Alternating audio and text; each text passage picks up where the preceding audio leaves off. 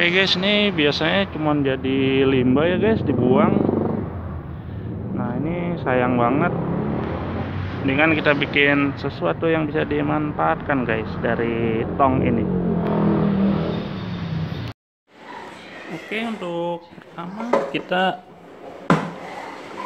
coba ukur dulu guys. Ini lebarnya berapa, nanti ini untuk gunting wallpaper ya yang diperlukan berapa, karena nggak ada penggaris panjang guys, saya pakai meteran. Oke, kalau udah dapat ya guys, ini sekitar 38,2 cm.